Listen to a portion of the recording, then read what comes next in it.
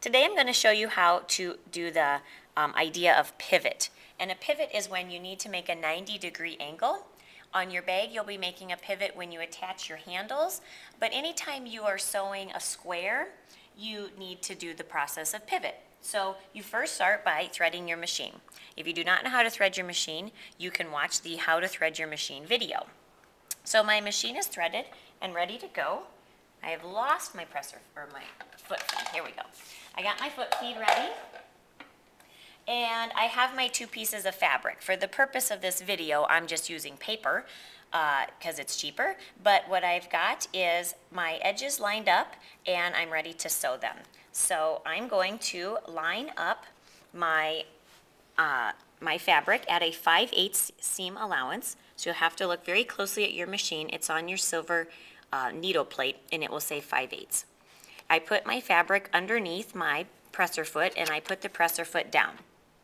I'm going to take 2 or 3 stitches with my hand wheel just to get the threads caught. If I started using the foot power, it would be like squealing my tires as I'm leaving my driveway, and that's not what I want to do. The threads get all jammed up in the machine, and it causes a lot of trouble.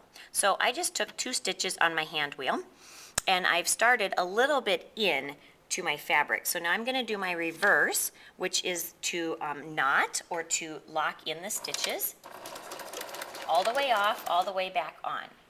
So now I will sew down to where I need to do my pivot. I'm still lined up with my 5/8. If I'm not, I just angle over, and as I'm getting close to the corner, I slow down. And I might even start taking a few stitches with my hand wheel because I don't want to go too far. So I'm going to leave the needle down. I'm going to take and raise the presser foot. So presser foot up, turn fabric 90 degrees. See if you are still at a 5/8 seam allowance, and if you are too far, then you would need to go back and reverse or put my presser foot down and take another step. I appear to be have eyeballed it just right, so I'm going to continue on. So I turn, presser foot down, and then I can start sewing again. I can take 2 or 3 stitches on my hand wheel again, or that's not necessary because all my threads are already caught. So it's just your personal preference if you want to go make sure that you're straight. Some people like to take 2 or 3 stitches on their hand wheel. But I'm going to go ahead and go. I'm pretty good at this.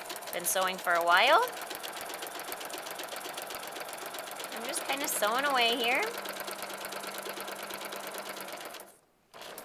And I get to the next area where I want to pivot, and I take 2 or 3 stitches on my wheel just to eyeball it.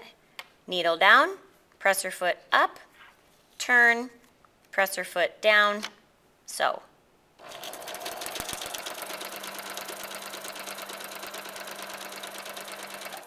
When I am done with my pivot or whatever shape I'm trying to make, I want to remember to back stitch because that's going to lock in the stitches once again. So I sew up to the edge, all the way off the fabric, and then I come all the way back on the fabric, 2 or 3 stitches, and then back off again.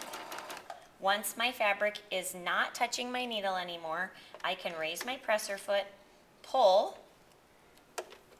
There you go, my needle has to be all the way up, pull, and that releases the tension. And then I don't want to hold my strings really straight and cut because that will put pressure or tension on the machine, and the threads come all the way back up. So I relax my arm, and then I cut it with my scissors, and I would be ready to go. Or you can use your thread cutter that's located on the side of your machine. So if this were a project, I might have just sewn a pocket. But since it's paper, I'm just going to throw it away. Thanks.